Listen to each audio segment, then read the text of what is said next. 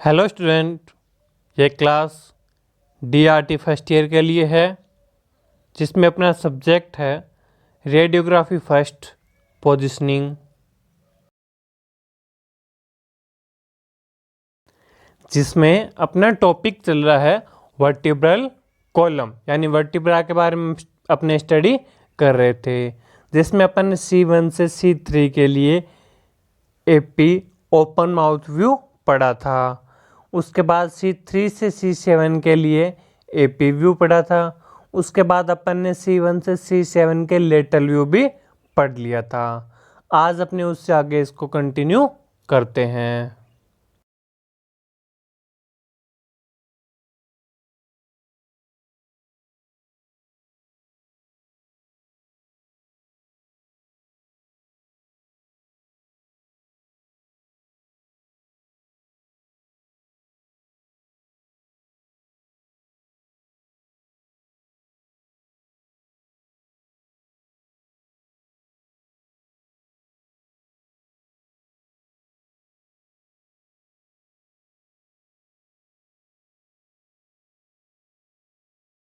Cervical vertebra का आज अपने बात करते हैं लेटरल व्यू सुपाइन में। पहले अपन लेटरल व्यू पढ़ा था C3 से C7 के लिए, जो कि अपन इरेक्ट पोजीशन में स्टैंडिंग पोजीशन में करते हैं। आज अपने बात करते हैं सुपाइन पोजीशन में। सुपाइन पोजीशन में लेटरल व्यू किस प्रकार से करेंगे? जब कोई ट्रोमा पेशेंट आ जाए या कोई एक्सीडेंटल पेशेंट आ गया या कोई ICU का पेशेंट आ गया जो कि अपनी नेक को हिला नहीं पा रहा है या खुद रोटेट नहीं हो पा रहा है, तो उस कंडीशन में क्या है, पेशेंट का लेटरल व्यू सुपाइन पोजीशन में किस प्रकार से करेंगे वो आज अपने इसमें पढ़ेंगे। इसका इंडिकेशन की बात करें तो इसका इंडिकेशन है इन ट्रोमा केस, यानी ट्रोमा केस में C1 से C7 तक देखने के लिए अपने लेटरल व्यू किस प्रकार से करेंगे। तो देखो, इसमें कैसेट साइज अपना रहेगा 8, 10 और 10, 12 का, जो कि नॉर्मल अपने कैसेट साइज रहता है।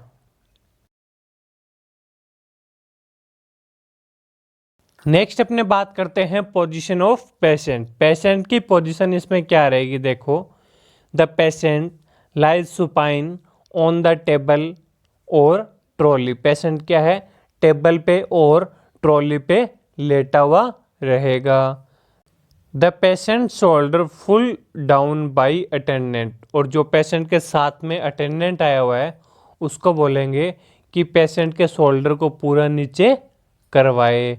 The ear pinna is equal distance to the table, और पेशेंट की जो दोनों ईयर पिन्ना होती है वो टेबल से इक्वल डिस्टेंस पर रहनी चाहिए। The shoulder and head slightly upward by attender and A pillow put under the neck. अब अपने क्या करेंगे, शोल्डर को और नेक को अटेंडर की सहायता से अपने उसमें नहीं उठाएंगे क्योंकि फ्रैक्चर वगैरह हुआ है, तो अपने अटेंडर को बोलेंगे कि उसको आराम से हल्के से थोड़ा सा ऊपर उठाए, और जिससे अपने क्या है, जो नेक पार्ट या शोल्डर पार्ट जहाँ भी अपने एक पिलो लगा देंगे जिससे वो पार्ट क्या थोड़ा ऊपर हो जाएगा। क्योंकि ये जो ट्रोमा केस का व्यू करते हैं ये अपने हॉरिजेंटल बीम में करेंगे, तो जो कैसेट साइड में लगती है तो उसमें एक्सरे अपना कटेगा नहीं। यानी कि अपने पास जब ट्रॉली पे पेशेंट आता है ट्रोमा केस का, तो अपने पेशेंट को आराम से AP व्यू में लेटा हुआ है सुपाइन पोजीशन में वैसा ही लेटे रहने देंगे। फिर अटेंडर को बोलेंगे कि इसके शोल्डर्स को नीचे पुल डाउन करे और हेड और शोल्डर को आराम से ऊपर उठाए और उसके नीचे कोई पिलो लगवा देंगे।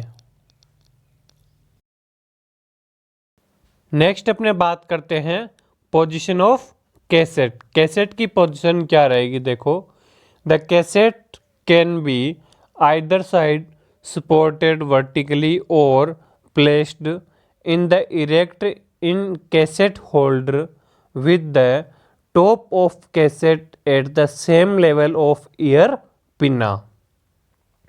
अपने कैसेट को क्या करेंगे, पेशेंट के राइट या लेफ्ट साइड में आइदर साइड में लगाएंगे, जो कि साइड अफेक्टेड होगी उस साइड में लगाएंगे, और उसके बाद कैसे लगाएंगे, वर्टिकली लगाएंगे इरेक्ट पोजीशन में कैसेट होल्डर के अंदर, और कैसेट की जो अपर बॉर्डर वो अपने ईयर पिना तक रखी जाएगी। एंड कैसेट को सेम उसी प्रकार से लगाना है, बस अपनी कैसेट को क्या है राइट साइड में या लेफ्ट साइड में लगाया जाएगा। इसमें अपने हॉरिजेंटल बीम यूज करके एक्सपोज किया जाता है।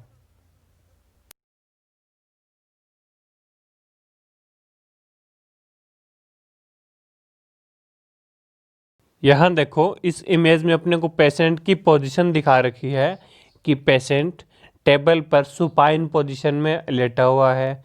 उसके बाद पेशेंट की जो दोनों ईयर विन है वो टेबल से इक्वल डिस्टेंस पर रखी हुई है। नेक्स्ट देखो पेशेंट के शोल्डर जितने पुल डाउन हो सकते हैं उतने अपने पुल डाउन करवाए जाते हैं।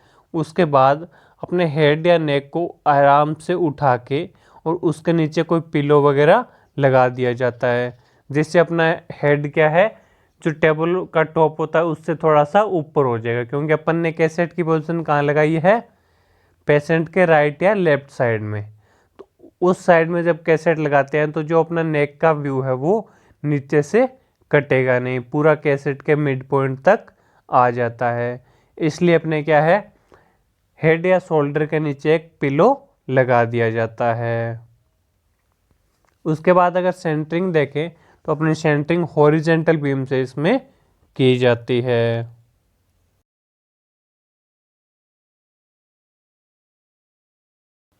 देखो इसमें आगे अपने को एक मेनली व्यू बताया गया है कि ट्रॉमा केस में होता है तो पेशेंट का उस प्रकार से व्यू किया जाता है। अब इसी हॉरिजेंटल बीम वाले एक्सपोजर के साथ अपने 3 व्यू और किए जाते हैं, उनके बारे में अभी अपने को बताया गया है। Mainly 3 view are done in lateral position, जो अपने इस प्रकार से लेटरल पोजीशन कर रहे हैं हॉरिजेंटल बीम वाली, इसमें अपने 3 व्यू पेशेंट के और लिए जाते हैं। कौन कौन से देखो, इंडिकेशन की बात करें तो इंडिकेशन इसमें क्या रहेगी, to demonstrate the flexibility and fixing of vertebra, जो अपनी वर्टिब्रा होती है उसकी फिक्सिंग और फ्लेक्सिबिलिटी चेक करने के लिए अपने ये व्यू किए जाते हैं। जिसमें अपना सबसे पहला व्यू आता है एक्सटेंशन लेटरल, यानी लेटरल व्यू तो अपना चल ही रहा है, इसके अंदर अपने से एक्सटेंशन फ्लेक्शन और न्यूट्रल पोजीशन इन तीनों में व्यू लेंगे, और इससे अपने को क्या है जो अपनी नेक होती है सर्वाइकल वर्टिब्रा होती है इसकी फ्लेक्सिबिलिटी का अपने को पता लग जाता है। तो एक्सटेंशन लेटरल करने के लिए क्या करते हैं, आस्क द पेशेंट, इसमें पेशेंट की पोजीशन बताई गई है अपने को, ask the patient to extend the neck as much as possible, यानी अपने पेशेंट को बोलेंगे कि अपनी नेक को एक्सटेंड करें, जितना पेशेंट की नेक एक्सटेंड हो सकती है उतना पेशेंट अपनी नेक को एक्सटेंड करेगा, जिससे अपने पास क्या है एक्सटेंशन लेटरल का व्यू आ जाता है। एक्सटेंड मतलब अपने जो एंगल होता है चिन का और चेस्ट का इसको इंक्रीज करेगा, यानी अपनी नेक को पीछे की तरफ पूरा घुमाएगा, उस पोजीशन को अपने बोलते हैं एक्सटेंशन लेटरल। फिर जिस प्रकार से पेशेंट ने पूरी नेक को पीछे की तरफ घुमा दिया उसके बाद उसका एक्सपोज करके व्यू ले लिया जाता है। फिर नेक्स्ट कैसेट में पेशेंट का फ्लेक्शन में लेंगे। नेक्स्ट आता है अपना फ्लेक्शन लेटरल, पहले एक्सटेंशन में व्यू ले लिया, अब अपने बात करते हैं फ्लेक्शन की।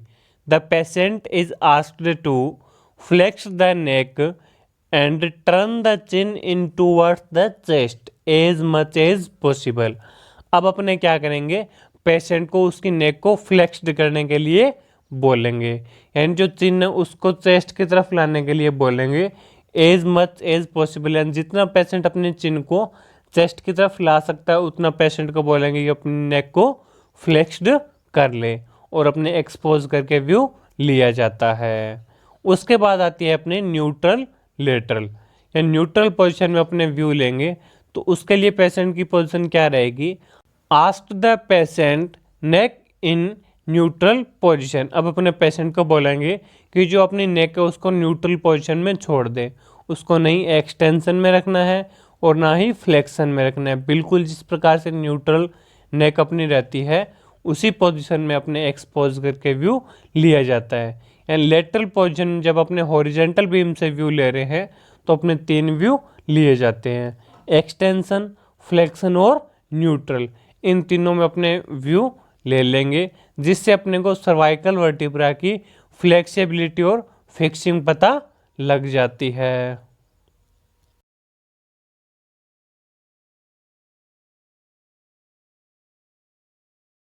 देखो इस इमेज में अपने को फ्लेक्शन और एक्सटेंशन की इमेज दिखाई गई है, जिसके अंदर पहली पोजीशन में पेशेंट ने अपने नेक को पूरी तरह फ्लेक्स्ड कर रखा है और जो सेकंड पोजीशन है पेशेंट की उसमें पेशेंट ने अपनी नेक को एक्सटेंशन फुली एक्सटेंशन कर रखा है। और जो नीचे अपने पास रेडियोलॉजिकल इमेज आती है उसी उसमें अपने को इसी प्रकार से दिखाई देता है कि जब पेशेंट ने अपनी नेक को पूरी तरह फ्लेक्स्ड कर रखा है फ्लेक्शन पोजीशन में, जो पीछे की स्पाइनस प्रोसेस और वर्टिब्रल बॉडीज है वो अपने को सेपरेट क्लियरली विजिबल हो रही है। और जब अपने सेकंड इमेज देखते हैं तो अपने जब पेशेंट ने क्या है नेक को फुली एक्सटेंशन कर रखा है जिसमें अपने को वो वर्टिब्रा के आगे का जो इंटरवर्टिब्रल स्पेस होता है वो अपने को क्लियरली विजिबल हो रहा है, यानी इसमें अपने को वर्टिब्रा की फ्लेक्सिबिलिटी का पता लगता है।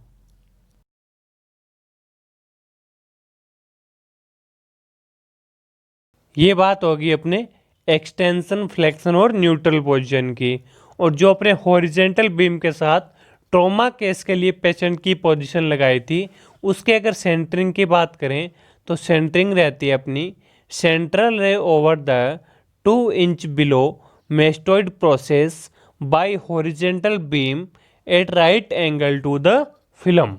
यानी जो अपनी सेंटरिंग रे है वो मेस्टोइड प्रोसेस से 2 इंच नीचे हॉरिजेंटल बीम यूज करते हुए सेंटरिंग की जाती है। सेंटरिंग दोबारा का देखो कहाँ से होगी, पेशेंट अपना एपी पोजीशन में लेटा हुआ है, कैसेट जैसे राइट साइड में लगी हुई है, तो जो लेफ्ट साइड की मेस्टोइड प्रोसेस है उससे 2 इंच नीचे हॉरिजेंटल बीम यूज करते हुए अपनी सेंटरिंग की जाएगी। जो अपन ने एक्सटेंशन में, फ्लेक्शन में और न्यूट्रल पोजीशन में पढ़ा है उन तीनों में इसी प्रकार से हॉरिजेंटल बीम की सेंटरिंग की जाती है। रेडियोलॉजिकल अपीयरेंस की बात करें तो रेडियोलॉजिकल अपीयरेंस क्या रहेगा, देखो the intervertebral space is clearly seen, यानी वर्टिब्रा के जो बीच का स्पेस होता है इंटरवर्टिब्रल स्पेस वो अपने को क्लियरली सीन हो जाएगा। The odontoid process and flexibility fixing are as well seen, अपने को ओडोंटोइड प्रोसेस जो कि C1 और C2 के बीच में होती है और फ्लेक्सिबिलिटी और फिक्सिंग भी अपने को सर्वाइकल वर्टिब्रा की लगभग पूरी सीन हो जाती है। नेक्स्ट अपने बात करते हैं एक्सपोजर की।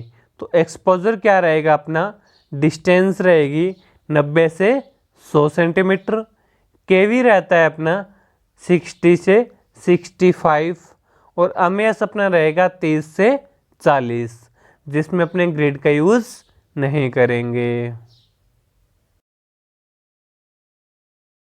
देखो पीछे इमेज में मैंने आपको एक्सटेंशन और फ्लेक्शन की इमेज दिखा दी थी।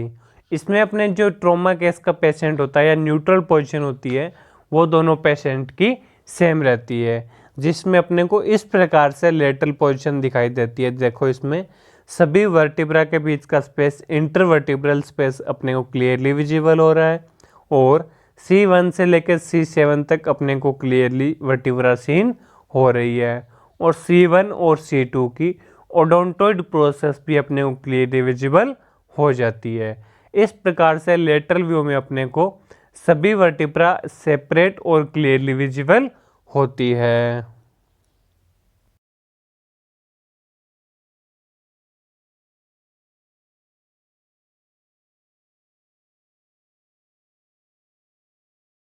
अब अपन नेक्स्ट बात करते हैं सर्वाइकल वर्टिब्रा के ओब्लिक व्यू की। ओब्लिक व्यू जैसे अपने लेटरल व्यू 90 डिग्री रोटेट करने से होता है, उसी प्रकार ओब्लिक व्यू लगभग अपने 45 डिग्री रोटेट करने से होता है। तो देखो इसका इंडिकेशन रहेगा to demonstrate the intervertebral foramina and spinous process. जो वर्टिब्रा की स्पाइनस प्रोसेस होती है उसको और इंटरवर्टिब्रल फोरामिना को देखने के लिए ये व्यू किया जाता है। कैसेट साइज की बात करें तो कैसेट साइज में अपना वही सेम रहेगा 8, 10 और 10, 12 का।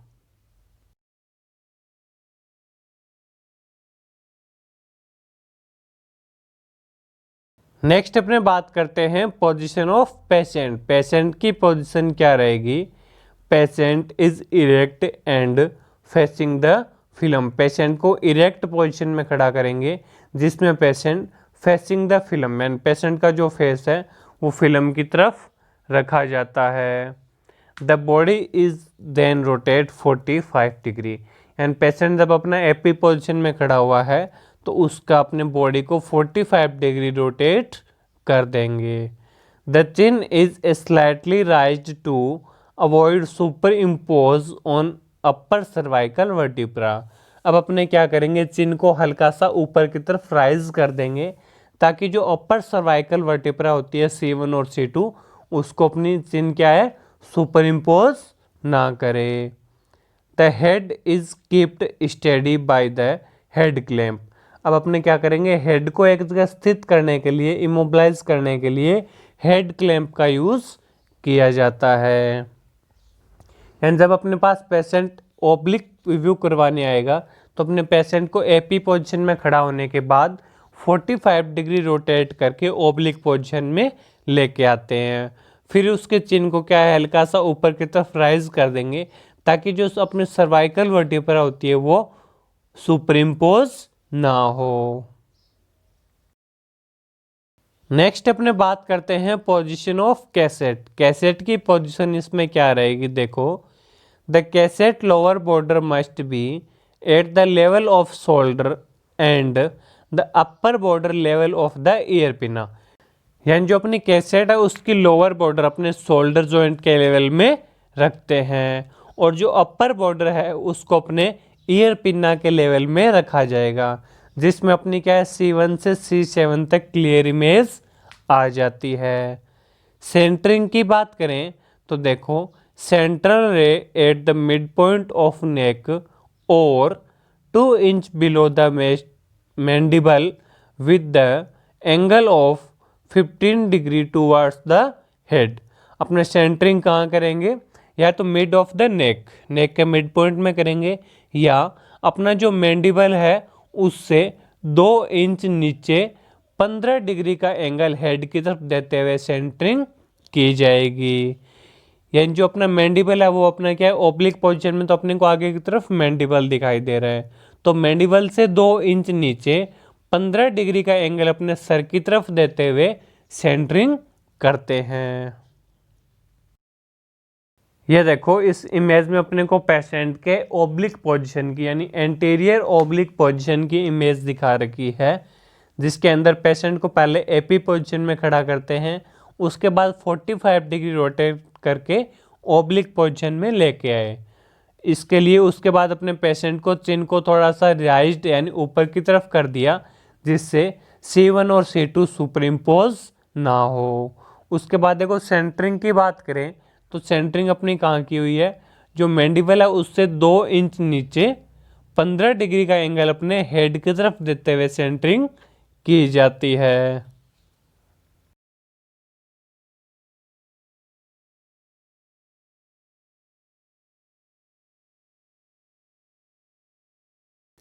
उसके बाद अपने बात करते हैं रेडियोलॉजिकल अपीयरेंस की। रेडियोलॉजिकल अपीयरेंस इसमें क्या रहेगा? The view demonstrate the intervertebral foramina of the side near of the film.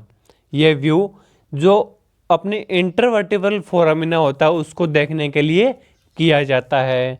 तो जो अपना इंटरवर्टिब्रल फोरा जो कि नियर ऑफ द फिल्म यानी फिल्म के पास में है, उस इंटरवर्टिब्रल फोरामिना की अपने को क्लियर इमेज दिखाई देती है। Both side view is done to avoid confusion. अपने अगर एंटीरियर लेफ्ट ऑब्लिक किया है उसी प्रकार से एंटीरियर राइट ऑब्लिक भी करके पेशेंट का जो अपने को कन्फ्यूज़न होता है इंटरवर्टेबल फोरामिना देखनी है, उसमें अगर कोई कन्फ्यूज़न है उसको दूर करने के लिए अपने दोनों साइड का ऑब्लिक व्यू ले सकते हैं। स्पाइनस प्रोसेस इज सीन, और इसमें अपने को सभी वर्टिब्रा की स्पाइनस प्रोसेस क्लियरली विजिबल हो जाती है।